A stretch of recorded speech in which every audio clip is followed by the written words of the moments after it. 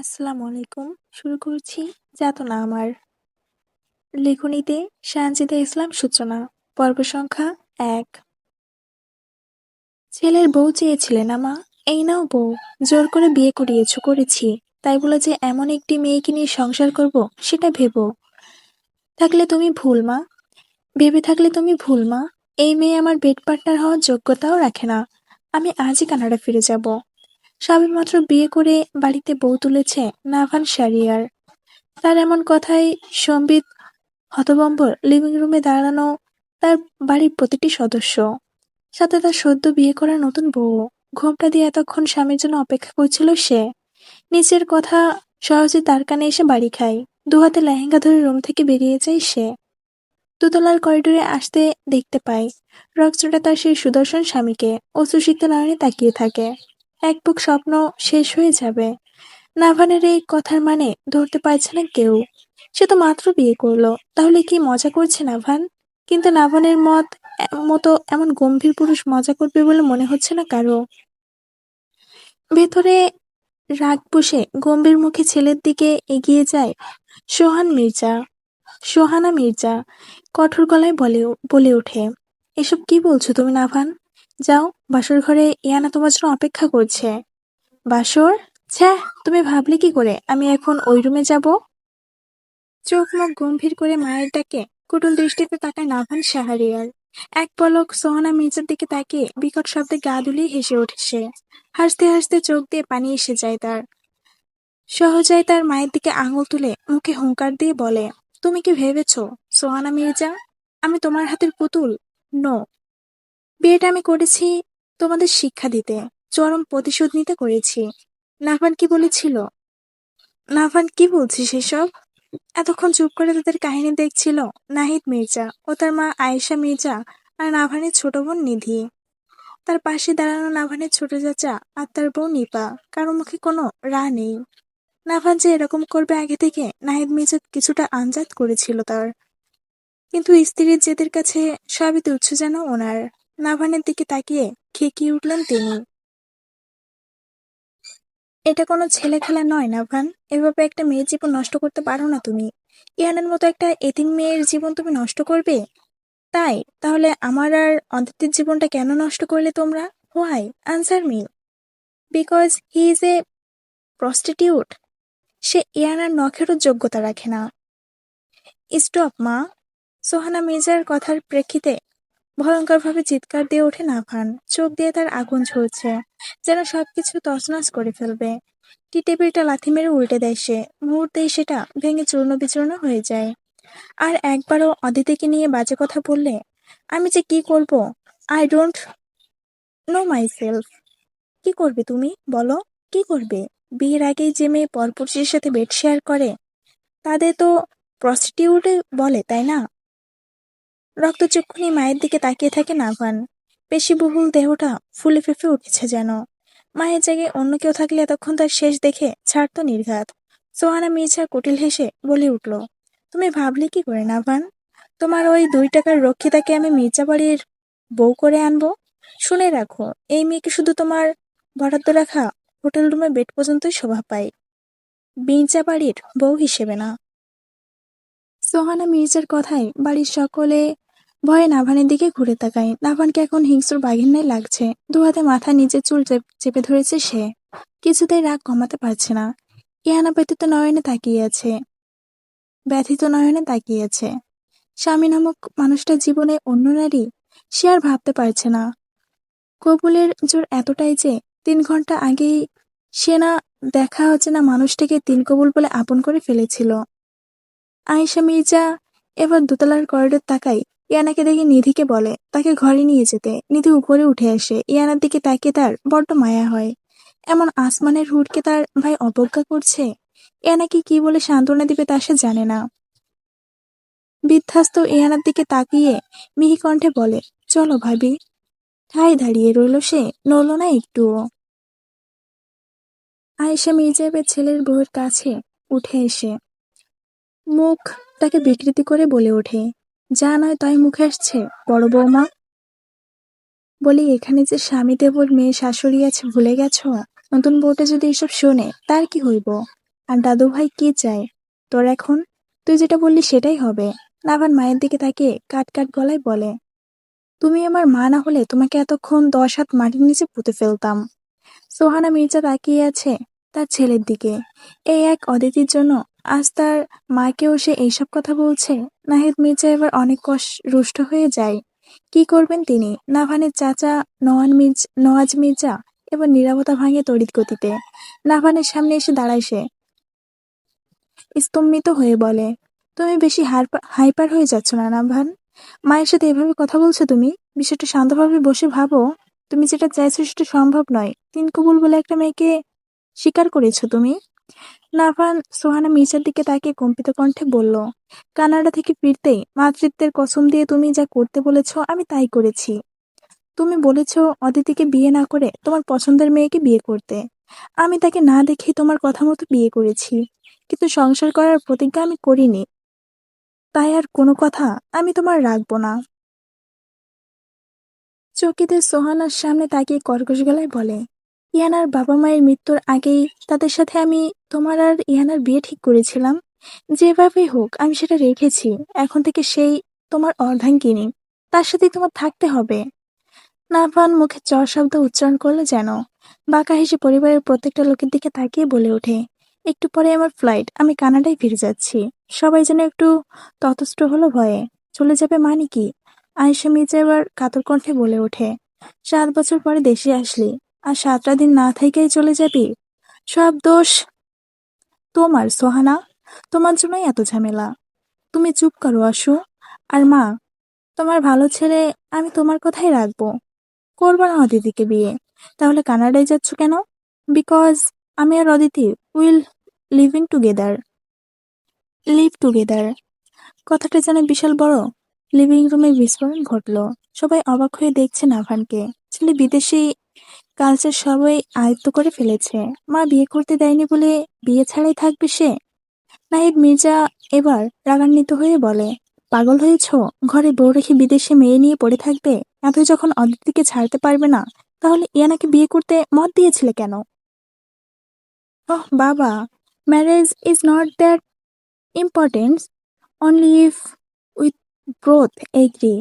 আর রইল ওই মেয়েটাকে বিয়ে করার কথা, ওটা মা আর ওই মেয়েটার জন্য সারপ্রাইজ ছিল। সে ব্রাহ্মণ হয়ে চাঁদে হাত দিতে চেয়েছিল, আর মা সেটা সে মেয়েটাকে বউ হিসেবে চেয়েছে, সেটাও দিলাম। সদবোধ। তুমি তুমি থাকো তোমার মির্জা বাড়ির ছেলের যোগ্য বউ নিয়ে, সেটাই তো চেয়েছো। সোহানা মির্জা অবাক হয়ে তাকিয়ে রইল নাভানের দিকে। বিদেশে উচ্চশিক্ষা নিতে গিয়ে তার ছেলে নিজের কালচারটাকেও বদলে ফেলেছে। তিনি নিজেকে যেন এই মুহূর্তে অনেক অসহায় মনে করছেন। ধপ করে সোফায় বসে পড়লেন তিনি। নিজ হাতে একটা বাচ্চা মেয়ের জীবনটা তিনি নষ্ট করে ফেললেন। কি করলেন তিনি এখন? কি করবেন তিনি এখন? নিপা এক গ্লাস পানি এনে সোহানাকে দেয় আর মিনমিন কণ্ঠে বলে ওঠে, ভাবি, আপনি নিজেকে এখন ঠান্ডা রাখুন।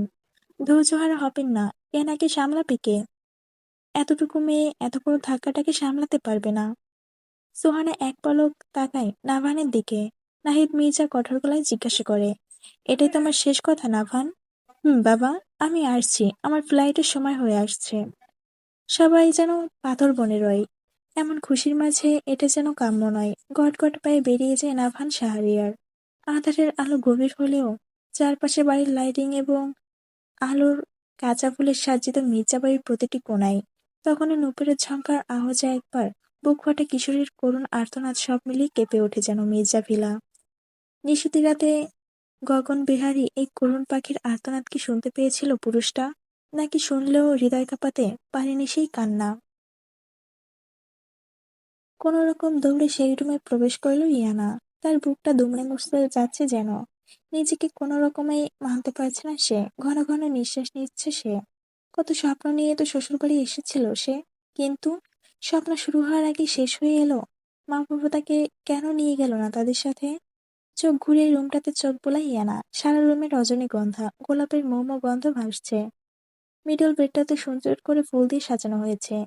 বেডের দুই সাইডে বড় পাত্রের মাঝে পানিতে গোলাপ ছিটিয়ে ছোট ইলেকট্রনিক লাইট জ্বালানো। সবকিছু দেখে ম্লান হাসলো ইয়ানা। কিসের জন্য এসব আজকে? তার মতো এমন লাঞ্ছিত কোনো বউ বিয়ের দিন হয়েছে বলে মনে হচ্ছে না।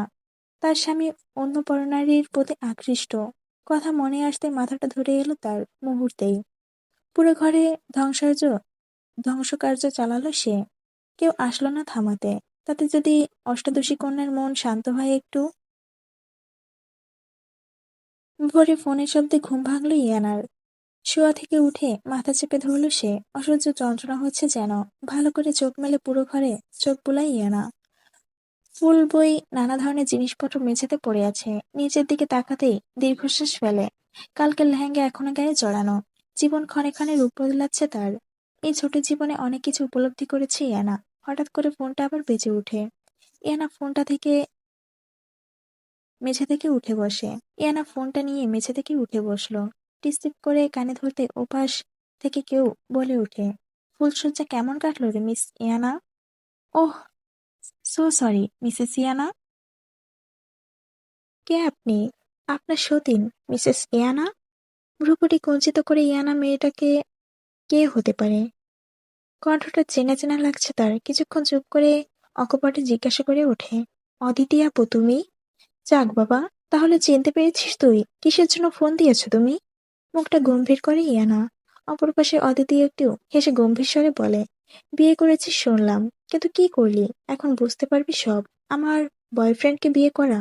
লিসেন, আমার আর নাভানের সম্পর্ক অনেক গভীর। কতটা গভীর নিশ্চয়ই বুঝতে পেরেছিস।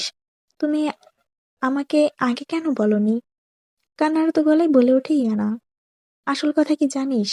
আমরা তোকে খুব কাঁদতে দেখতে ইচ্ছা করেছে, তাই বলিনি, বুঝলি বাবু? কেন করেছো এসব বলো? আজকে আর কথা বলার মুড নেই, ইনু। তোর বরটাকে রিসিভ করতে এয়ারপোর্টে পৌঁছাতে হবে আমায়। তার আগে একটু স্কিন লিভস কেয়ারও করি একটু। কারণ নাভান এসে আমার ওষ্ঠ্যদায়ে হামলা দিবে। And her leaves are very sweet me. Bye. কাঁদতে থাকি ইয়ানা। অদিতি তার ফুফাতো বোন।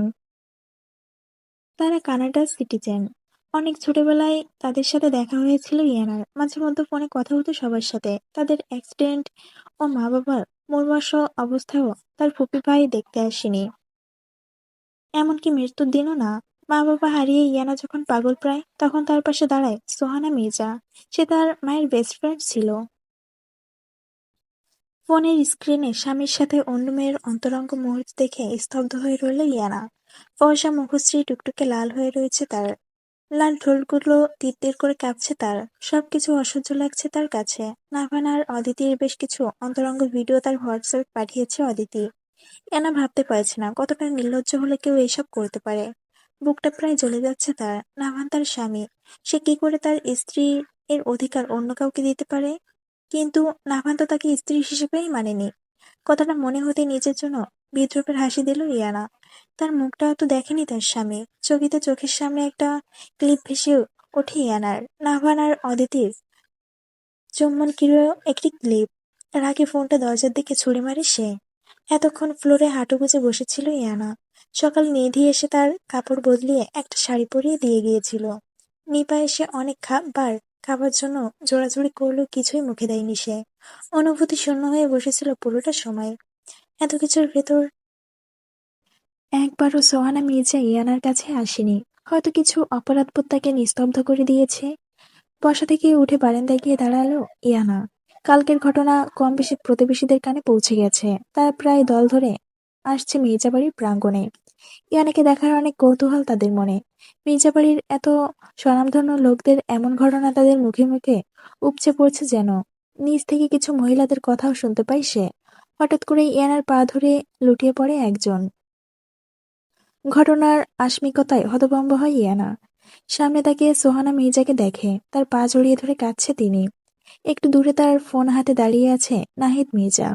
ইয়ানা চটজলদি সোহানা মির্জার সামনে বসে পড়ে কম্পিত কণ্ঠে জিজ্ঞাসা করে, এসব কি করছো মামুনি? তোমাকে এমন মানায় না। মা রে, ক্ষমা করে দে আমাকে।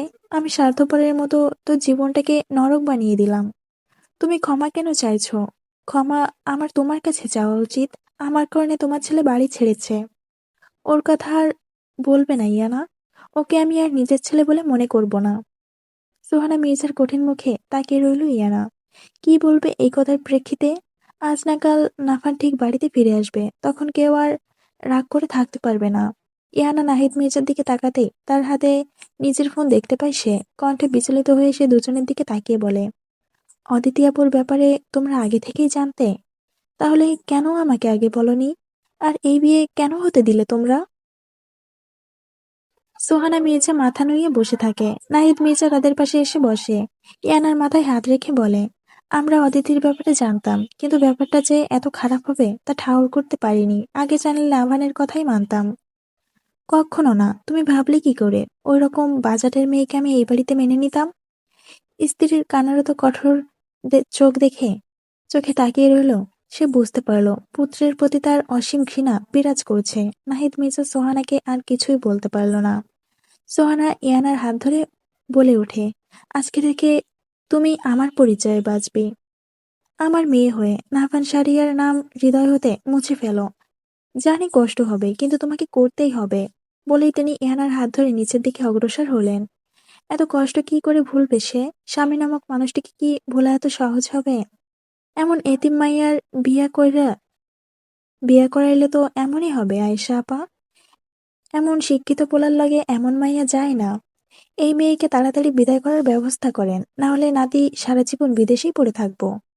দুজন মহিলা আয়েশা মির্জাকে এইসব কথা বলছিল। আয়েশাও তাই মনে হচ্ছে। ইয়ানা বাড়িতে থাকলে না আবার কখনোই ফিরে আসবে না। সে সোহানার সাথে নিশ্চয়ই কথা বলবে। নিচে নামতে মহিলাদের কথা শুনতে পেল সোহানা আর ইয়ানা। ইয়ানা মাথা নিচু করে মেঝেতে তাকিয়ে আছে। সবার দৃষ্টি এখন তার দিকেই নিযুক্ত। সোহানা সবার দিকে তাকিয়ে বলে ওঠে, ইয়ানা এখন থেকে এই বাড়িতেই থাকবে। কোন পরিচয়ে তাকে এখানে রাখবে বৌমা, যেখানে নাভান তাকে অস্বীকার করছে? নাভানের সাথে আমাদের সম্পর্ক কালকেই শেষ হয়ে গেছে মা। আর রইল ইয়ানার কথা, সেই বাড়ির মেয়ের পরিচয়ে থাকবে। আয়েশা মির্জা এবার অনেকটা রুষ্ট হলেন। এভাবে তো চলবে না। সোহানার অতিরিক্ত রাগের কারণেই এইসব হয়েছে বলে তার মনে হচ্ছে। গম্ভীর মুখে বলে ওঠে, আর পাগলামি করো না তুমি। তোমার এই জেদের কারণে আজ এই অবস্থা। নাভান ঘরের ছেলে ঠিকই বাড়িতে ফিরবে। এর চেয়ে ভালো হবে তুমি ইয়ানাকে তার মামার বাসায় দিয়ে আসো। ইয়ানা এই বাড়িতেই থাকবে। এতে যদি কারো সমস্যা থাকে সে নিজেই যেন নাভানের মতো চলে যায়। অন্যথায় আমি ইয়ানাকে নিয়ে বাড়ি ছেড়ে চলে যাব। সবাই চুপ হয়ে যায় সোহানার কথায়। বাড়ির প্রতিটি সদস্য বুঝতে পারছে না সামনে কি হতে চলেছে, কিন্তু নাভানকে যে সোহানা সহজেই মাফ করবে না ঢের বুঝতে পারছে তারা। ইয়ানা সোহানের দিকে তাকিয়ে মনে মনে ভাবতে থাকে, এই একটা মানুষ কতক্ষণ তার জন্য একা লড়াই করবে? এর যে তার চলে যাওয়াই ঠিক। Eastern night club, Canada. ক্লাবের ভিতর খোলামেলা পোশাকে কয়েক দল যুবক যুবতীর আনন্দে মেতে উঠেছে।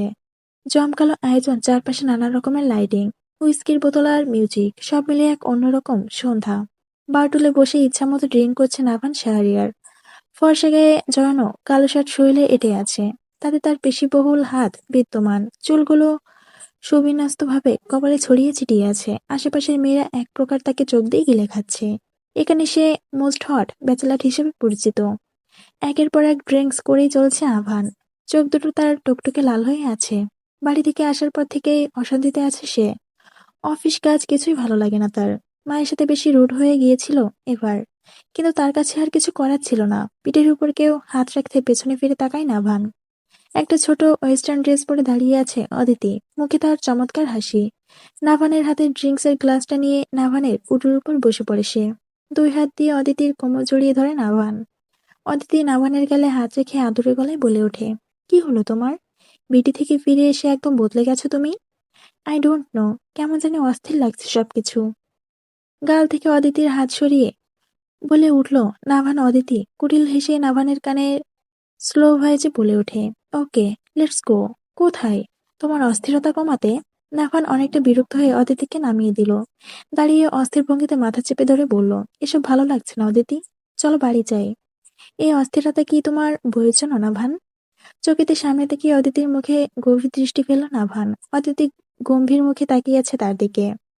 সহজে উত্তর দিতে পারল না নাভান। মনে করল সেদিন রাতের গগনবিহারী এক মেয়ের কান্না, যা তার পুরুষ মনেও নাড়িয়ে দিয়েছিল তৎক্ষণাৎ। তারপরও নিজের এরোগ্যান্ট মনোভাব তাকে থামাতে দেয়নি। এটা ওই মেয়ের প্রাপ্য ছিল। Don't take it to heart. হ্যাঁ, মনে হচ্ছে নাভান। বলে উল্টো ঘুরে ক্লাবের বাইরে বেরিয়ে যায় অদিতি। নাভান বড় করে নিঃশ্বাস ফেলে এগিয়ে যায়। তার সবকিছুই অসহ্য লাগছে।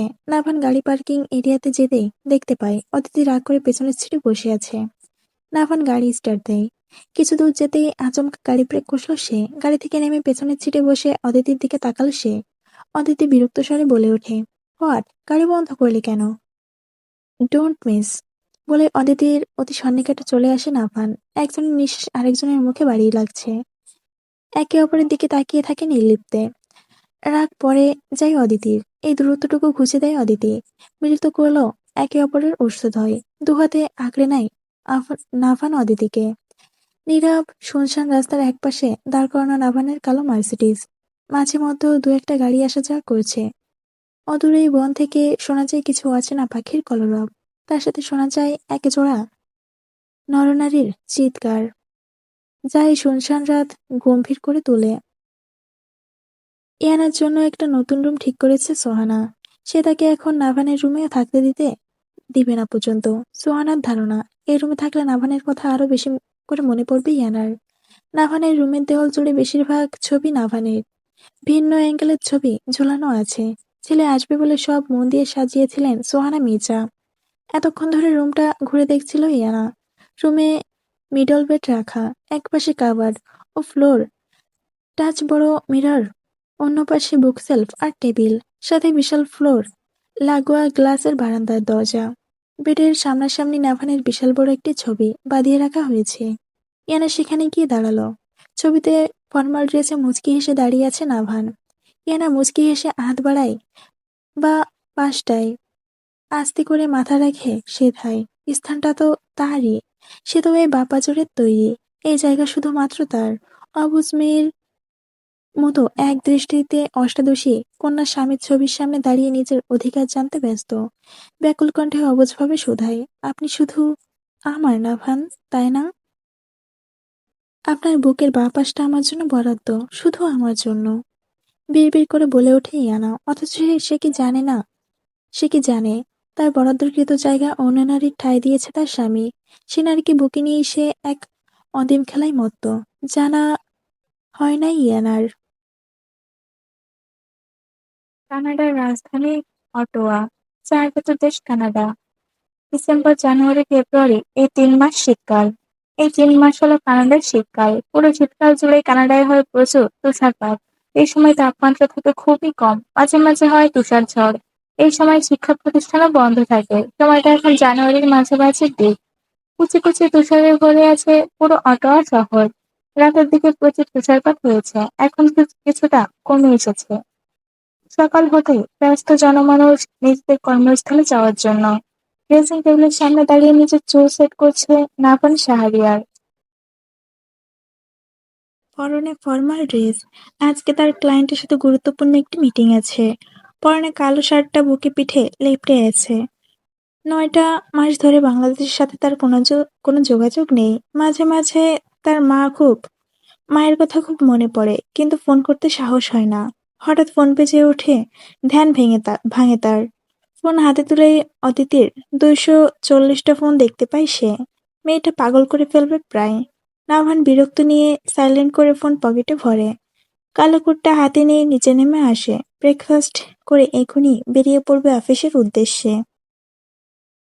খাবার সময় হঠাৎ করে কলিং বেল বেজে ওঠে। নাভান অবাক হয়, এখন কে আসতে পারে। দরজা খুলতে দেখতে পায় অদিতি দাঁড়িয়ে আছে।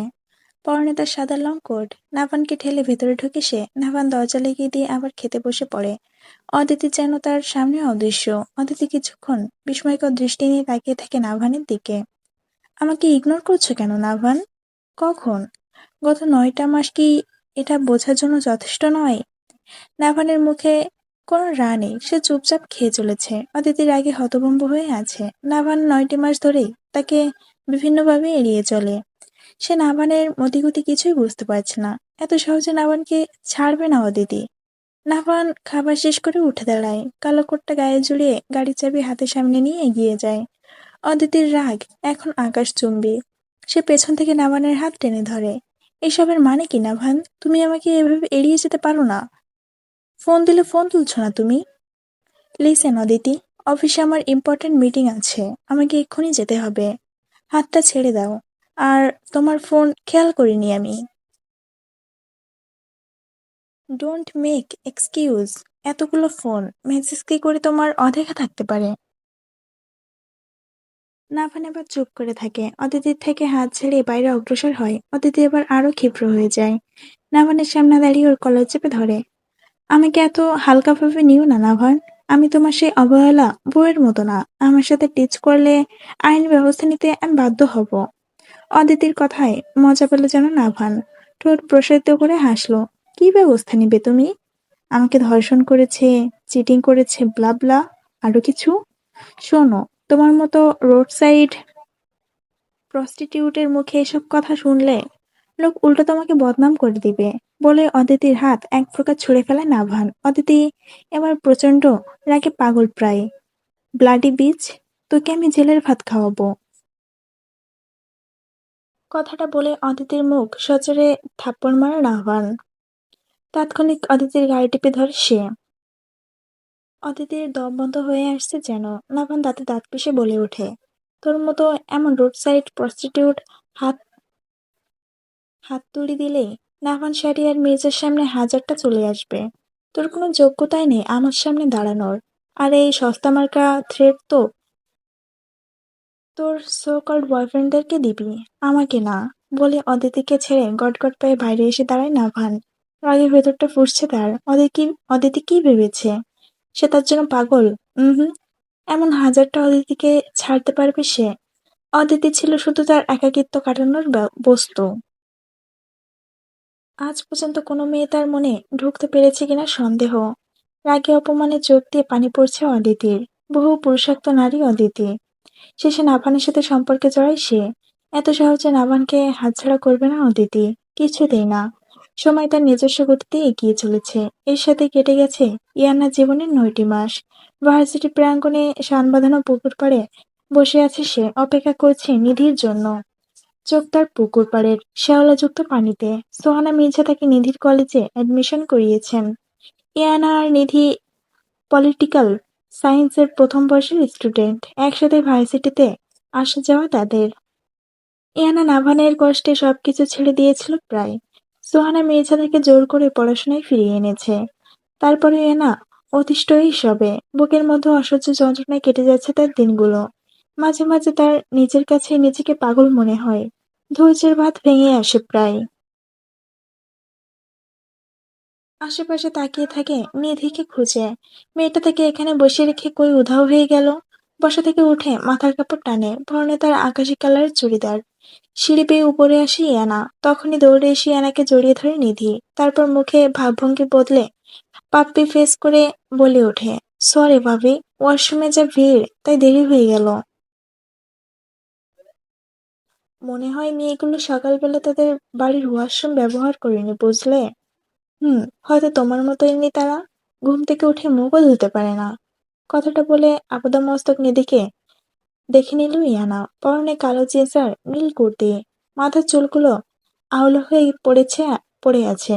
দোকানে ঝুলনো মিকি মাউস ব্যাগ। আসার সময় চুলগুলোর বাঁধার সময় পায়নি নিধি। ঘুম থেকে উঠতে উঠতে ভার্সিটির সময় পার হয়ে যায় তার। মাঝে মধ্যে ইয়ানা আশ্চর্য হয় খুব। নিধির মতো এমন অলস মানুষ দেখেছে বলে মনে হয় না ইয়ানা। আবার আমায় কথা শোনাচ্ছ? থাক চলো, ফুচকা খেয়ে দুজনেই বাড়ি চলে যাব। নিধির কথায় বাদশাধী আনা মাথা নাড়িয়ে বলে, এক্ষুনি তোমার ভাই আসবে নিধি। আমাদের না দেখতে পেলে বকা দিবে। ভাইয়া আসতে আসতে চলে আসবো আমরা। চলো তো ভাবি। ইয়ানার হাত ধরে প্রায় টেনে হিঁচড়ে এগিয়ে যায় নিধি। ইয়ানাও তার সাথে তাল মেলায়। ভার্সিটির বাইরে একটা ফুচকার দোকানে দাঁড়িয়ে আছে তারা। নিধি প্রায় 4 প্লেট ফুচকা খেয়ে ফেলেছে। আর মাঝে মধ্যে বলছে, এটাই শেষ ভাবি, আর খাবো না।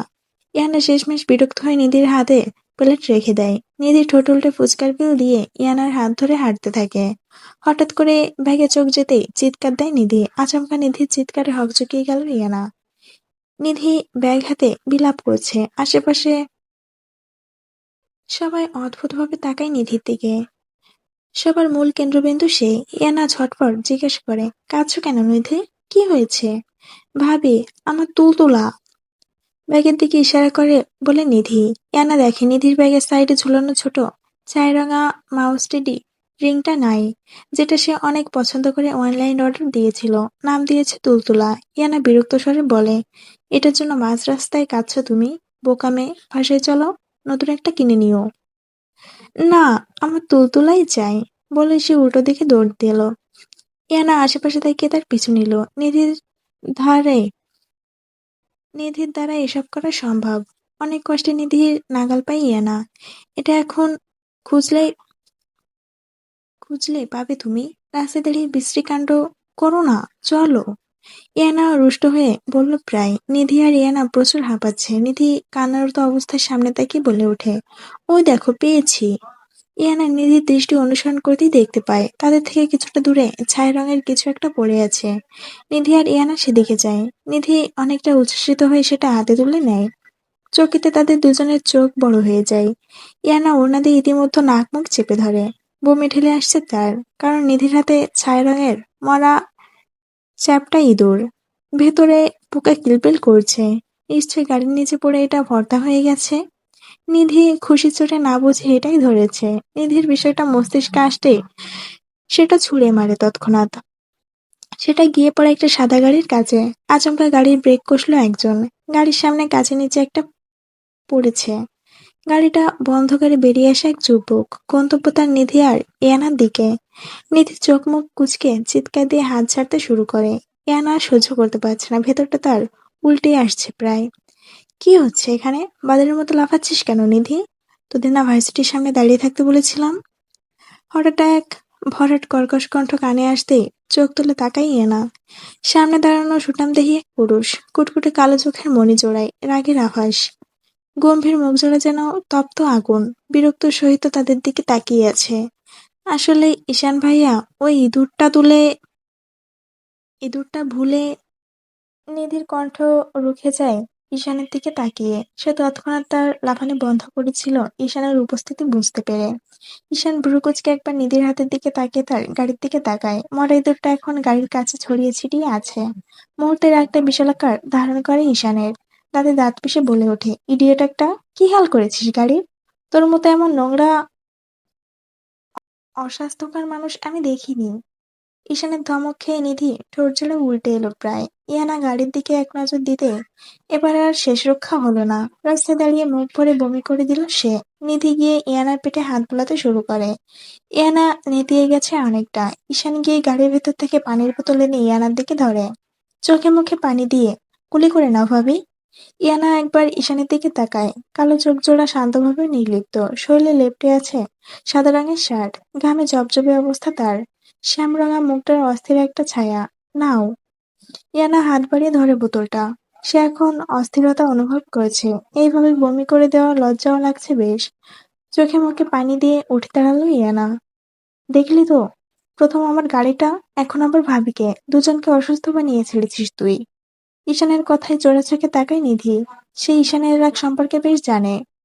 কত কথা যে বলে ঈশান তার কোনো হদিস নেই। তো শাস্তি হলো আমার গাড়ি পুরোটা তুই পরিষ্কার করবি। বাদ দিন ভাইয়া, আমার খারাপ লাগছে, বাড়ি চলুন। ইয়ানার কথায় তার দিকে তাকালো ঈশান। মুখটা শুকিয়ে এইটুকু হয়ে আছে প্রায়। অস্থির হয়ে ড্রাইভারকে কল করলো অন্য একটা গাড়ি নিয়ে আসার জন্য। শহরতলি থেকে অনেকটা দূরে মির্জাবাড়ির স্থান। নির্জন শান্ত পরিবেশ চারদিকে। নেই কোনো গাড়ির হর্ন, কোলাহল পরিবেশ। সচরাচর শোনা যায় সেটা। আয়েশা মির্জার স্বামী খুব শখ করে বাড়িটি তৈরি করেছিলেন। বাড়ির ব্যবসা-বাণিজ্য শহরমুখী। যাতায়াতের সমস্যা হলেও তারা মির্জা বাড়ি ছাড়া আলাদা থাকার কথা বলে না। কাজ শেষে সবাই ফিরে আসে শান্তিনীড়ে। এই শান্তিনীড় যেন একটা অশান্তিতে পরিণত হয়েছে, এমনটাই মনে করেন আয়েশা। গত ৯টা মাস বাড়িটা যেন পাতালপুরিতে ডুবে গেছে। কেউ কারোর সাথে কথা বলে না। হয় না একসাথে খাওয়া-দাওয়া। সবাই যেন সেই ৯ মাস আগেই পড়ে আছে। সবকিছুরই মূল যেন ইয়ানা। এটাই মনে হয় আয়েশা মির্জার। সোহানার আধিক্যতার জন্য চুপ করে যান। মাঝে মধ্যে ইয়ানার জন্য মায়াও হয় তার। ১৮ বছর বয়সে মা-বাবা হারানো, তারপর বিয়ে। সবকিছু ভাবলে ভীষণ মন খারাপ হয় ইয়ানার জন্য। তারপর একটা কথা আছে না, মানুষ স্বার্থের কাঙাল। ঘুরে ফিরে সেই স্বার্থের পেছনেই ছুটে সব। 4 একর জায়গায় বিশাল বড় মির্জা বাড়িটিকে চারদিকে ঘিরে রয়েছে বড় প্রাচীর। বাড়ির বড় মূল দরজা হাতে রাস্তা কিছুটা এঁকে বেঁকে গিয়েছে সদর দরজার অব্দি। তন্মধ্যে বাড়ির সামনে থামে কালো একটা গাড়ি। বেরিয়ে আসে ইয়ান আর নিধি। দুজন বাড়ির ভেতর প্রবেশ করতে দেখতে পাই আয়েশা মির্জা বসে পান চিবুচ্ছে। নিধি সিঁড়ি বেয়ে তার রুমে চলে গেল। এক্ষুনি গোসল করতে হবে। বিশ্রী কাণ্ড করেছে সে রাস্তায়। ইয়ানার সামনে এগোতেই খেকিয়ে উঠলেন আয়েশা। এই, এদিকে আয় তুই। ইহানার মাথার ঘোমটা ভালো করে টেনে আয়েশার সামনে আসে। কেন জানি দাদিকে তার ভীষণ ভয় করে। দাদি যে তাকে বাঁকা চোখে দেখে তা ভালো বুঝতে পারি না। তবুও সে চুপচাপ থাকে। কেমন গেল তোর আজকের দিন? জি দাদি, ভালো। আয় আমার পাশে বস। পান খাওয়া দাঁতে হেসে বলে উঠলেন আয়েশা মির্জা। ইয়ানা আশ্চর্য হয় খানিকটা দাদির ব্যবহারে। এমন করে আয়েশা তার সাথে কোনোদিন কথা বলেছে কিনা মনে হয় না। ইয়ানা মাথা নিচু করে বসে পড়ে তার পাশে। আয়েশা মির্জা কিছুক্ষণ চুপ থেকে বলে ওঠে, এমন করে কি তোর জীবন যাইবে? দেখ, আমি বাবা সাদাসিধে কথার মানুষ। এই বাড়িতে কিসের আশায় আছিস তুই বলতো? স্বামী দিয়েই তো স্বামীর সংসার। যেখানে সেটাই নেই তাহলে এই বাড়িতে কেন পড়ে থাকবি বলতো? কিসের আশায়? যেখানে নাভান তোকে না দেখেই বাড়ি ছেড়েছে। মধ্যযুগের নারীরা একটা কথা বলতো জানিস, সেটা কি? ইয়ানা দুপাশে মাথা নাড়ায়। অতএব জানে না সে। আয়েশা মির্জা ভালো করে তাকায় ইয়ানার পানে। বলতো, জামাইরা হলো 7 ভাই। জামাই বিনে কেউ নাই। স্বামী যদি ভালো হয় তার মুখের দিকে তাকিয়ে সারা জনম মানুষের একটু কটু কথা শুনেও পার করা যায়। স্বামী হলো স্ত্রীর রক্ষক। স্বামীর বাড়িতে যত বিলাসিতা, মানুষজন ভালো থাকুক না কেন, স্বামী যদি ভালো না হয় বউয়ের কোনো মর্ম থাকে না। জীবনটা তো সামনে পুরোটাই পড়ে আছি না। নাভানের আশায় না থেকে জীবনটা নতুন করে শুরু কর। এই বাড়িতে ঘুরে ফিরে তোর একটাই পরিচয়, নাভানের বউ। সোহানা যতই তোর নিজের পরিচয় দিক, সেটা মুছে যাবে না।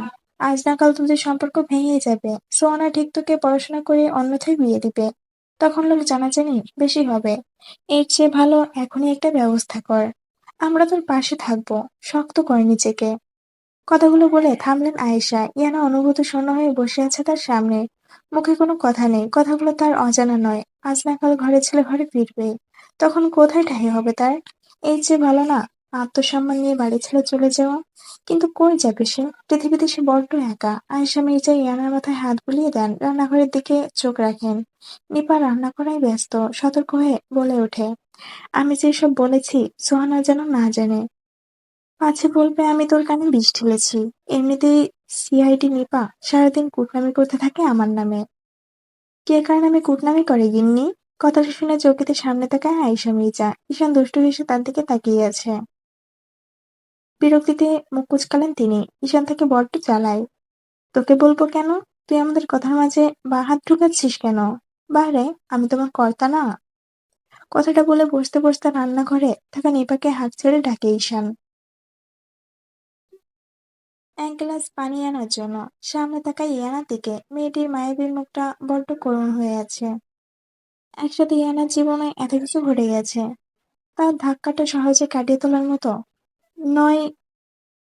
18 বয়সী মেয়ের। ঈশান তাকানো অবস্থায় ইয়ানা চোখ তুলে মিলিত হয় দুই জোড়া চোখের দৃষ্টি। তড়িৎ পড়িতে চোখের দৃষ্টি নামায় ইয়ানা। ছেলের ডাক শুনে তাড়াতাড়ি করে পানি নিয়ে এলেন নিপা। ঈশান একটানে পুরো গ্লাস শেষ করে নিপার হাতে গ্লাস ধরিয়ে আহ্লাদি কণ্ঠে বলে, বড্ড খিদে পেয়েছে মা। তোমার স্বামী বাসরাত যা মিলে আমাকে প্রচুর খাটিয়েছে। সকাল থেকে অফিসে এক কাপ কফিও খেতে পারিনি। আহারে, তুই ফ্রেশ হয়ে আয়, আমি এক্ষুনি ভাত বেড়ে দিচ্ছি। আর ইয়ানা, তুমি বসে আছো কেন? নিধিকে নিয়ে খেতে আসো। বলে রান্নাঘরে দৌড় লাগায় নিপা। বাকি সবাই আসার আগে দুপুরে রান্না শেষ করতে হবে। ইয়ানা বরাবরই অবাক হয় ঈশানের প্রতি। সবার সাথে গম্ভীর রক্তটা মানুষটা মা দাদির কাছে এলে বাচ্চা হয়ে যায়। নিপাও ছেলেকে 5 বছরের বাচ্চা ভাবে যেন। এহ, আসছে নবাব। তাকে সবাই খাটায়। শোন, আমার দুই ছেলে সোনার টুকরো। তাদের নিয়ে যা তা বলবি না। আজকে আসতে দে তোর বাবা জ্যাঠাকে।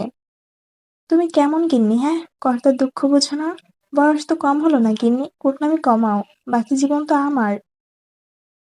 তোমার কুটনামিতেই পার হয়ে যাবে।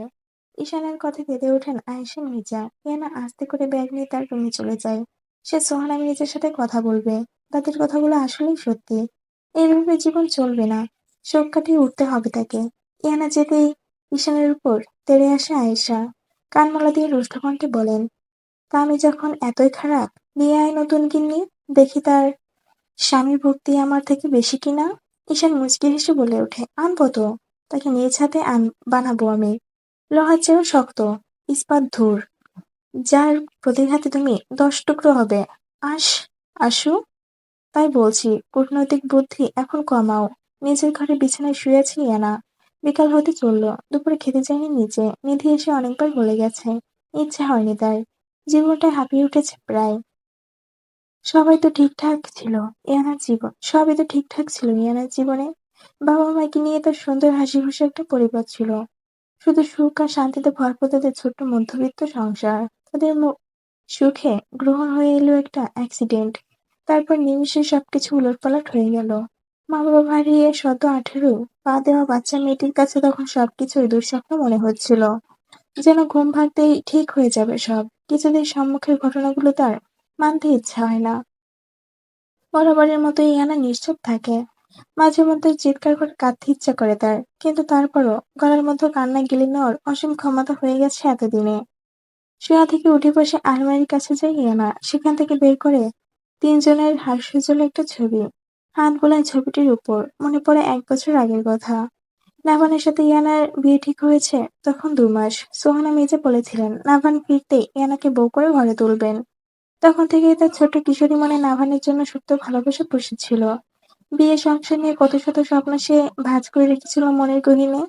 হঠাৎ বাবা মায়ের মৃত্যুর পর সোহানের সাথে এই বাড়িতে আসে, পরিশেষে নাভানের সাথে বিয়ে। সবকিছু ভাবলে দীর্ঘশ্বাস বেরিয়ে আসে আনার। মা এসেছে ভাবি, তোমাকে যেতে বলেছে তার ঘরে। আচমকা নিধির কথায় ঘোর ভাঙে তার।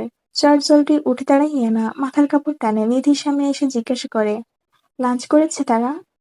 তোমার কথা জিজ্ঞাসা করছিল, বলেছি খেয়ে শুয়ে আছে। খাওনি বললে সবাই বকবে।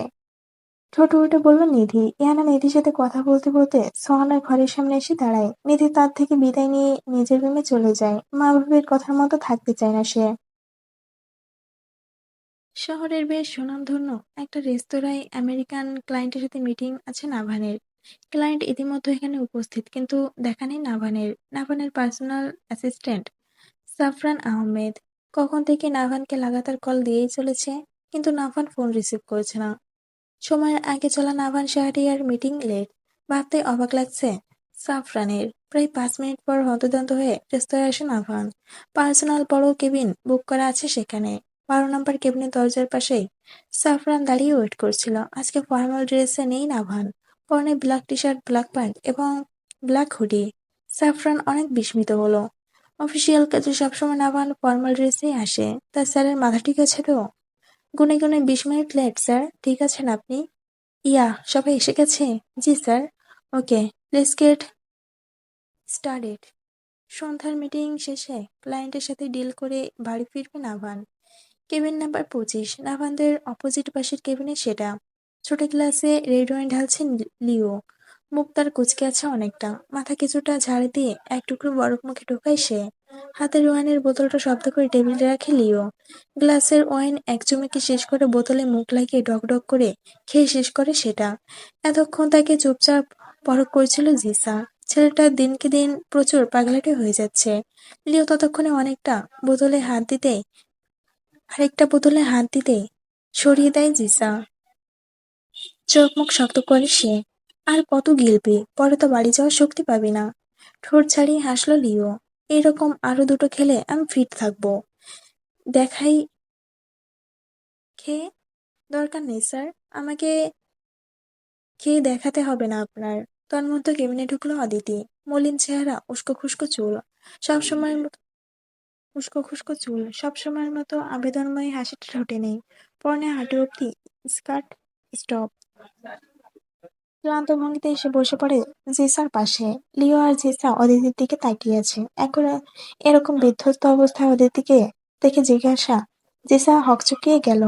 অদিতি, কি হাল করেছিস তোর? কোনো প্রবলেম হয়েছে? নাভান, নাভান আমার সমস্যা। ও আমাকে নিজের লাইফে চায় না, আমাকে অ্যাভয়েড করছে সে। বিচলিত গলায় বলে ওঠে অদিতি। জিসা মাথা দাঁড়ানোর মতো করে বলে ওঠে, এটা তো হবারই ছিল। কারণ সে কয়েক মাস ধরে তোর প্রতি উদাসীন ছিল। বাদ দে, ব্যাপার না। বাদ দিব? কিভাবে? আমি সিরিয়াস রিলেশনে ছিলাম। তুই বুঝতে পারছিস না অবস্থা? কি বুঝবো বলতো? নাভানের গার্লফ্রেন্ড তো বছর ভূতে বদলাতে থাকে। এই আর নতুন কি? কিন্তু তোর সাথে সম্পর্কটা নিয়ে আমরা ভেবেছিলাম নাভানও তোর মতো সিরিয়াস।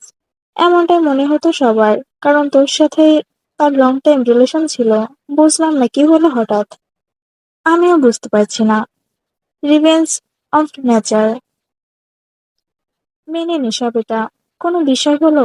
এতক্ষণ চুপ করেছিল লিও। কথাটা বলে অদিতির দিকে বাঁকা চোখে তাকায় সে। অদিতি লিওর দিকে তাকিয়ে বিরক্ত নিয়ে বলে, কি বলতে চাইছিস? মেনে নেব?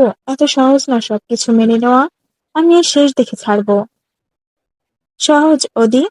প্রেগনেন্ট হওয়ার পর যদি অ্যাবর্শন করিয়ে বয়ফ্রেন্ডকে জাস্ট ফ্রেন্ড বানানো হয়, তাহলে এটা আবার এমন কি? কথাটা শুনে রক্তিম চোখে লিওর দিকে তাকালো অদিতি। লিও শান্ত চোখে তার দিকে তাকিয়ে আছে। অদিতি বিরক্ত স্বরে জিসাকে বলে ওঠে, আমি আসছি জিসা, কাল ক্যাম্পাসে দেখা হবে। বলে বেরিয়ে যায় অদিতি। লিও বাঁকা হেসে আবার ওয়াইনের বোতলে হাত দেয়। জিসা অবাক হয়ে লিওকে জিজ্ঞাসা করে, কি হয়েছে বলতো? লিও তার ফোন বের করে জিসার হাতে দেয়। জিসা দেখতে পায় লিও নাভানকে কিছু ভিডিও ক্লিপ আর ডাক্তারের দেওয়া প্রেগন্যান্সি রিপোর্টের ছবি নাভানকে আরো সেন্ড করেছে আরো 4 মাস আগেই। ছবি আর রিপোর্ট দেখে বিচলিত হয় জিসা, কারণ এইসব তার 3 বছর আগেই দেখা, যখন অদিতি লিওর সাথে ব্রেকআপ করেছিল। সব দেখে মন খারাপ করে জিসা বলে ওঠে, এসব কি করে হবে বল? এইসব করে কি হবে বল? যা হারিয়েছে তা আর পাওয়া যাবে না। মামুনি আসবো? সোহানা আর নাহিদ মির্জা বসে কিছু একটা বিষয় নিয়ে কথা বলছিলেন। ইয়ানার ডাক শুনেই তাকে রুমে আসতে বলে সোহানা। ইয়ানা রুমে ঢুকেই সোহানা তাকে নিয়ে বসিয়ে দিলেন। সামনে রাখলেন অনেকগুলো শপিং ব্যাগ। তিনি ইয়ানার পাশে বসে পড়লেন। একে একে বের করলেন অনেকগুলো চুড়িদার। এগুলো গায়ে জড়িয়ে এগুলো গায়ে জড়িয়ে দেখিস তো মা। সবগুলো তোর জন্য এনেছি, খুব মানাবে তোকে। আরো একটা জিনিস আছে। বলে পাশ থেকে আপেল ব্র্যান্ডের একটা ল্যাপটপ এনে ইয়ানার হাতে ধরিয়ে দিলেন তিনি। ইয়ানা তাকাতেই হাসলেন তিনি। কবে থেকেই কিনবো ভাবছিলাম, আজকে তোর জন্য তোর বাবাই আর আমি কি নিয়ে এলাম। এটা দিয়ে কি করব আমি? দরকার পড়বে, আজকাল এটা ছাড়া চলে? আমরা চাই না, কিছু কথা বলবো তোমাকে। ইয়ানার কথা শুনে তার দিকে গভীর দৃষ্টিপাত করেন সোহানা। এতক্ষণ ফোনে নজর রাখা নাহিদ মির্জা ইয়ানার দিকে তাকালেন। ইয়ানার মুখটা অনেক শান্ত হয়ে আছে। সে সোহানার হাত ধরে মাথা নত করে বলল, মামুনি, আমি জানি তুমি আমাকে অনেক ভালোবাসো। নিজের মেয়ের মতোই দেখো। আমাকে স্বাভাবিক করতে সবকিছু ভুলে যেতে তুমি অনেকভাবেই চেষ্টা করেছো। কিন্তু আমার জীবনের এই দুঃখ কষ্ট বেদনা আমি কতটুকু মুছতে পারবো তা নিজেই জানি না। তুমি যদি এখন জিজ্ঞাসা করো কেন পারবো না, তাহলে বলবো আমি মরুভূমির প্রখর রোদে তপ্ত, আগুনে পোড়া বালি মাটি নই যে ইচ্ছে মতো পানি ঢাললেও ভিজবে না। তার শোষণ ক্ষমতাও অনেক। আমি এক রক্তে মাংসে গড়া মানুষ, আমারও কষ্ট হয়। নিজেকে সামলাতে অনেক রকম ভাবে আমি চেষ্টা করেছি, কিন্তু কোথাও গিয়েও আমি যেন এক ব্যর্থ মানবী। কখনো কখনো আমি এই জায়গায় হেরে যাই যে আমি কেন অন্য সব মেয়েদের মতো স্বামীর সংসার করব না? আমার স্বামী কেন আমাকে ভালোবাসবে না? নিজের ভাগ্য নামের দুর্ভাগ্যকে মানতে পারছি না কিছুতেই। আমি কি সত্যি এসব ডিজার্ভ করি? হয়তোবা করি। এই যাবার থামলো ইয়ানা। বড় করে নিঃশ্বাস ফেলল সে। সোহানা আর নাহিদ নিচে নিশ্চুপ, চোখ তাদের ইয়ানার দিকে। ইয়ানা ধাতস্থ করলো নিজেকে। বাবা মা দুজনের মৃত্যুর পর মানসিকভাবে অনেক ক্ষতিগ্রস্ত ছিলাম আমি। একটা ট্রমার ভিতরে ছিলাম। বাবা মা নেই, মানতেই পারিনি তখন। এর 1 মাসের ভিতর আবার নাভানের দেওয়ার বেদনা, সব মিলে বিধ্বস্ত হয়ে উঠেছিলাম প্রায়। তখন এমন সময় গেছে তোমাদের অজান্তে নিজেকে শেষ করতে চেয়েছিলাম। বলেই থামলো ইয়ানা। সুহানা আটকে উঠলেন প্রায়। নাহিদ মির্জার একই অবস্থা। যদি কিছু করে ফেলতো ইয়ানা, মৃত্যুর পর কি জবাব দিতেন তিনি ইয়ানার বাবা মায়ের কাছে? ধ্যান ভাঙলো ইয়ানার কথা শুনে। কেন করিনি জানো? মৃত্যুর পরের জীবনের কথা ভেবে। নিজের জীবন দিয়ে তো আমি মৃত্যুর পরে সুখী থাকতে পারবো না, হবো জাহান্নামে। এই যে ভালো দুঃখ কষ্টগুলো আমার ভেতরে নিয়েই বাঁচবো। আমি নিজেকে গুছিয়ে নেবো ভেবেছি, কিন্তু এই বাড়িতে থাকলে আমি সেটা পারবো না। ক্ষণে ক্ষণে মনে হবে আমি এই বাড়ির কে, কিসের পরিচয় আছি এখানে। নাভানের কথা মনে করে আমার কষ্ট বেশি হবে। দিন কবুল বলে তাকে আমি স্বামী হিসেবে গ্রহণ করেছি। ওনার প্রতি আমার আক্রোশ রাগ প্রচুর পরিমাণে থাকলেও ভালোবাসাটা আমি মনের গহীনে লুকায়িত রাখবো। সেটা শুধু আমার নিজেরই মনে অজান্তে থাকুক, কেউ না জানুক সেটা। নাগম নিশ্চয়ই বাড়িতে ফিরবে। তোমরা এখন তার প্রতি ক্ষোভ প্রকাশ করলেও একদিন ঠিকই মেনে নেবে। কারণ সে তোমাদের একমাত্র ছেলে। তখন আমি আর উনি কি করে নিজেদের ফেস করবো? আমাকে বাড়ি যাওয়ার ব্যবস্থা করে দাও। আমি পুরান ঢাকায় ফিরে যাব। নিজেকে ঠিক মানিয়ে নেব। আমি এখানে থাকলে সেটা পারবো না। প্লিজ মামনি, মেনে নাও না আমার কথা। সোহানা নিশ্চুপ হয়ে রইল। আজকে নিজেকে বেশি দোষী মনে হচ্ছে তার। এমন না করলেও তো পারতেন। এমনিতেই দপ্তরাদের শুকানো শুকনো কাঠ, তিনি সেটা জ্বলন্ত আগুনে দিয়েছেন। সেটা তো জ্বলবেই। এত কিছুর পর সোহানা ইয়ানাকে পুরাতন ঢাকায় যেতে দেবে না। ইয়ানা ওখানে গিয়ে কি করে একা একা থাকতে পারবে? বাবা মায়ের স্মৃতিতে চোখে ভাসবে, ভাসতে থাকবে সর্বক্ষণ। যতই বলুক একা চলতে পারবে, মেনে নিতে পারবে। কিন্তু বলা আর করে দেখানো অনেক তফাৎ, বাস্তবতা অনেক কঠিন। সদ্য ডিম ফোটা মুরগি ছানাকে যেমন করে মা মুরগি আগলে রাখে, তেমনই ভাবে ইয়ানাকে 18 বছর পর্যন্ত মানুষ করেছে তার মা বাবা। সে কি করে বুঝবে বাইরের দুনিয়াটা কি? সেখানে নিজের স্বার্থ বুঝে সবাই, এমন পৃথিবীতে ইয়ানাকে একা ছাড়বে না তিনি। সোহানা বিচলিত অনেকটা, তারপরও নিরুত্তর। ইয়ানা তাকিয়েছে তার দিকে উত্তরের আশায়। নাহিদ মির্জা ভাবলেন কিছুক্ষণ। আসলে ইয়ানার কথাগুলো সঠিক, কিন্তু ইয়ানাকে একা ছাড়াটা কতটা নিরাপদ হবে? তিনি অত্যন্ত শান্ত হয়ে বলল, ইয়ানা, তোমার কথা যুক্তি আছে। এমন হুট করে সিদ্ধান্ত নিয়ে তোমাকে চলে যেতে দেওয়াটা কতটা ভালো হবে? তার উপর তোমার ফুপু আলিনা আর তার হাজবেন্ডকে কয়েক মাস আগে বাংলাদেশে এসেছিল। তুমি জেনে থাকবে ইয়ানা, তোমার বাবা ব্যবসার খাতিরে আলিনার থেকে অনেক টাকা ধার নিয়েছিলেন। আলিনা ধার দেওয়ার টাকা সহ পৈতৃক সম্পত্তির অধিকারে তোমাদের পুরো বাড়িটা নিজের নামে করার দাবি জানিয়েছে। আমি বিষয়টা তোমাকে তখন জানাইনি। কিছুদিন পর তারা বাড়িটা দখল করে নিতে আসবে। এমতো অবস্থায় কি করে তোমাকে যেতে দিই? ইয়ানা নিরাশ হলো প্রচুর। শেষমেশ ভিটেমাটিও ছাড়তে হবে। এখন কই যাবে সে? মাথা গোঁজার ঠাঁই কই? সব দিক অন্ধকার যেন। চকিতে মাথা তুলে বলল, মামার ওখানে দিয়ে আসো, ওখানেই থাকবো। নাহিদ মির্জা চাপা হাসলো। মেয়েটির বাড়িটা ছাড়তে কত তাড়া। জানি, বাবা মায়ের প্রণয়ের সম্পর্ক ছিল, নানা তাদের মেনে নেয়নি। আমি কয়েকবার গিয়েছি সে বাড়ি। শেষবার মামাকে বাবা মায়ের মৃত্যুর দিন দেখেছিলাম। আমি গেলে নিশ্চয় আমাকে ফেলে দেবে না? নাহিদ মির্জা গম্ভীর মুখে বলে ওঠে, তাহলে তোমার কোনো খবর নেই মিয়ানা। তুমি চিন্তা করো না, আমি তোমার বিষয়টা মাথায় রেখে হোস্টেল বা অন্য ব্যবস্থা করব। কি ব্যবস্থা করবে তুমি? আমি ইয়ানাকে কিছুতেই একলা ছাড়বো না। সোহানার কথায় বিরক্ত হয়ে গেলেন নাহিদ মির্জা।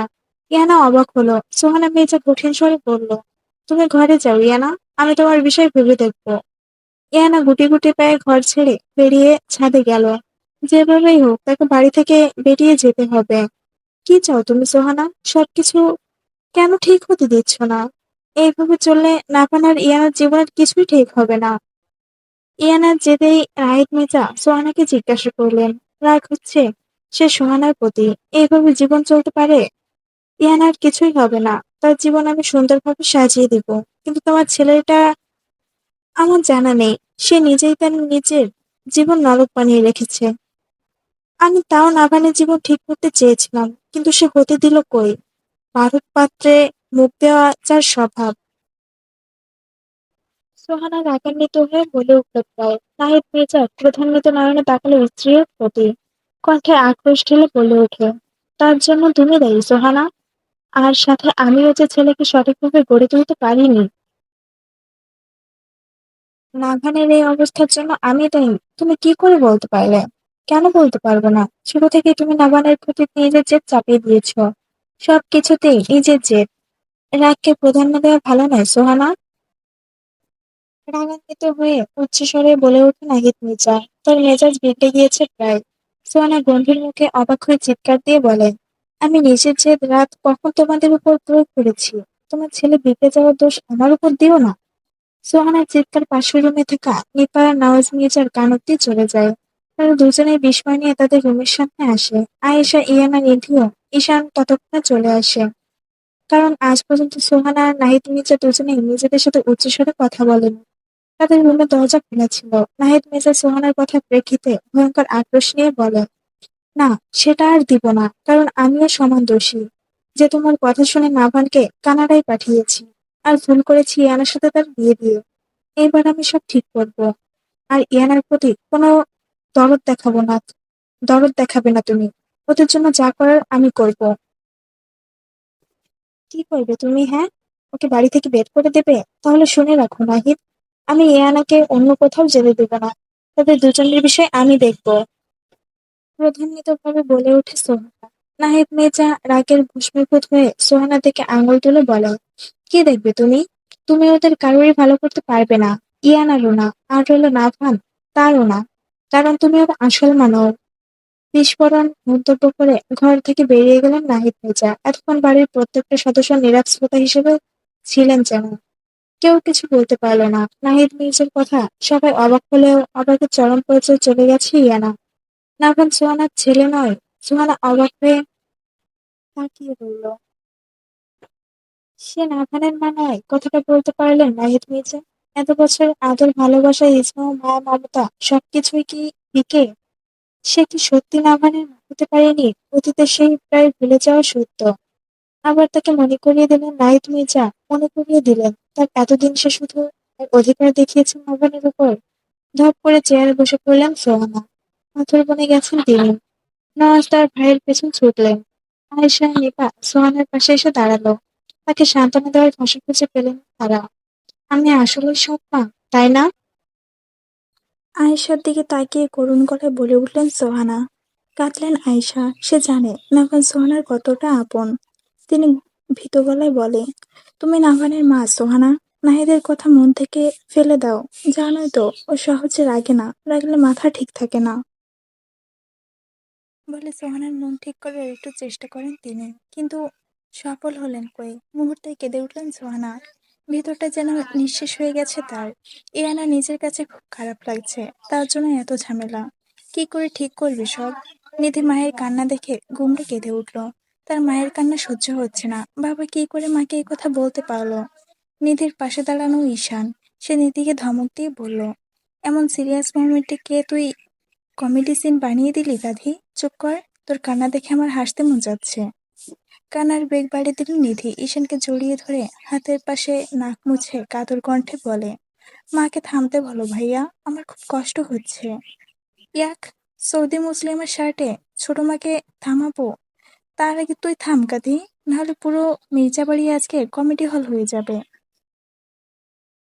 ইয়ানা পিছু ফিরে দৌড়ে নিজের ঘরে আসে। আর ভালো লাগছে না তার। যে করেই হোক তার এই বাড়ি ছাড়তে হবে, না হলে ঝামেলা মিটবে কম বেশি বাড়বে। টেবিলের উপর নাভানের হাস্যজ্জ্বল একটি ছবি রাখা। সেখানে তাকিয়ে দীর্ঘশ্বাস ফেলে ইয়ানা। হঠাৎ মনে আসে নাভান সোহানার ছেলে না, বলে কার ছেলে? ইয়ানা মনে হয় সে না জানলেও হয়তো বাড়ির সবাই সত্যটা জানে। আচমকা একটা জিনিস মনে আসতে ইয়ানা ঝটফট করে আলমারির কাছে যায়। সেখান থেকে বের করে একটা ডায়েরি।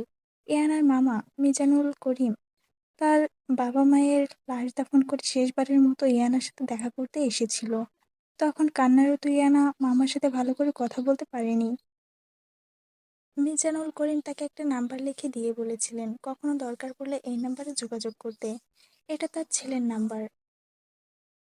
সে প্রায় সময় ঢাকার বাইরে থাকেন।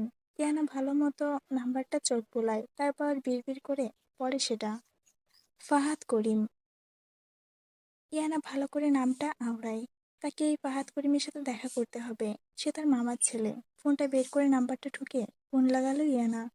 নিজেই ব্যবস্থা করতে হবে। মিটিং করে রাতের ডিনার শেষে রেস্টুরেন্টের বাইরে এসে দাঁড়ায় নাভান। সাফরান গেছে পার্কিং প্লেস থেকে গাড়ি ঘোরাতে। কনকনে ঠান্ডা বাতাস বইছে। রাতের দিকে তুষারপাত হওয়ার সম্ভাবনা আছে। মোবাইলে সময় দেখলো নাভান। স্থানীয় সময় 9টার উপরে। লক স্ক্রিনে একটা হাস্যোজ্জ্বল পরিবারের ছবি ভেসে ওঠে। নাভান খানিকটা অন্যমনস্ক হলো। এই 9 মাসে বাবা মায়ের সাথে বা বাড়ির কারোর সাথে কথা হয়নি তার, শুধু আশুবাদে। হেসে ওঠে নাভান। দাদি তাকে একটু বেশি ভালোবাসে। ইদানিং মায়ের কথা মনে হয় নাভানের, তবুও নিজের ইগোকে মানাতে পারে না সে। মা যখন তাকে বোঝেনি, সে কেন বুঝতে যাবে? যার তার সাথে ধরে তাকে বিয়ে করিয়ে দিল, উচ্চ মাধ্যমিক পড়ুয়া কোনো মিডল ক্লাস ঘরের মেয়ে। মানতে পারেনি সে। আয়েশা মির্জা থেকে বাড়ির সব খবরে রাখেন নাভান। সামনের মাসে বিটি যাবে সে। আচমকা পেছন থেকে কেউ তাকে জড়িয়ে ধরতে ধ্যান ভাঙে তার। হতবাক হয়ে পেছনে তাকাতে অদিতিকে দেখতে পায় নাভান। রেগে কঠিন একটা গালি মুখে আনতে গিয়েও গিলে নেয় সেটা। ততক্ষণে সাফরান গাড়ি নিয়ে হাজির, কিন্তু সে গাড়ির ভেতরেই বসে রইল। স্যার তার ঢঙ্গি পার্টনারের কথা শুনতে নারাজ সাফরান। নাভান নিজেকে সামলে নিল। নাটক নাক টেনে আসে। পাশে তাকিয়ে অদিতির দিকে কঠিন দৃষ্টিতে তাকিয়ে জিজ্ঞাসা করে, কি চাই? নাভান প্লিজ, একটা কথা শোনো আমার। আর একটা সুযোগ দাও আমাকে। কিসের সুযোগ? নাভান ভ্রু কুঁচকে অদিতির দিকে তাকিয়ে জিজ্ঞাসা করে। অদিতি অনেকটা বিচলিত মুখে মলিন হয়ে বলে, আমাদের সম্পর্কের এভাবে হঠাৎ করে কি সব হলো বলো? 2 বছরের রিলেশন আমাদের। নাভান বিরক্তি নিয়ে মাথার হুডি ফেলে। চুলগুলো হাত দিয়ে পেছনে ফেলে তপ্ত কণ্ঠে বলে ওঠে, লিসেন অদিতি, আমি রাস্তায় দাঁড়িয়ে তোমার সাথে কোনো সিক্রেট করতে চাই না। এক্ষুনি যাও এখান থেকে, আমার মাথা নষ্ট করো না। অদিতি মূর্তিমানভাবে দাঁড়িয়ে আছে। এই নাভানকে তার চেনা নয়, এতটা কি করে বদলে যেতে পারে নাভান? অদিতির প্রতি নাভান অনেক পজিটিভ ছিল সে। হঠাৎ কি হলো ভাবতে পারছে না অদিতি। লিসেন নাভান, আমরা একটু বসে ভেবে ডিসিশন নিতে পারি। রাগের মাথায় সেদিন কি বলে ফেলেছি। নাভান আর কোনো কথা না বলে গটগট পায়ে গাড়িতে উঠে বসলো। গম্ভীর মুখে সাফরানকে বলে গাড়ি স্টার্ট করতে। অদিতি নাখোশ নাভানের ব্যবহারে। সে দৌড়ে গাড়ির সামনে এসে দাঁড়ালো। সাফরান গাড়ি স্টার্ট দিতে গিয়ে হকচকিয়ে যায়।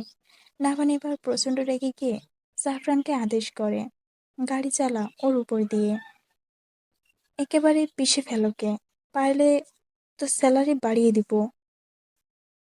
সাফরান হতভম্ব হয়ে যায়। বোকা বোকা চেহারা নিয়ে নাভানের দিকে তাকায় সে। শেষমেশ স্যার তাকে খুন করতে বলছে, তাও আবার তার গার্লফ্রেন্ডকে। বেশি রেগে থাকলে নাভান তুই তোকারি করে। পাগল হয়ে গেছেন স্যার? আপনি তো আমাকে খুনি বানিয়ে দেবেন দেখছি। গাড়ি স্টার্ট দে এক্ষুনি, বলে সাফরানের দিকে আগুন দৃষ্টিতে তাকায় নাভান।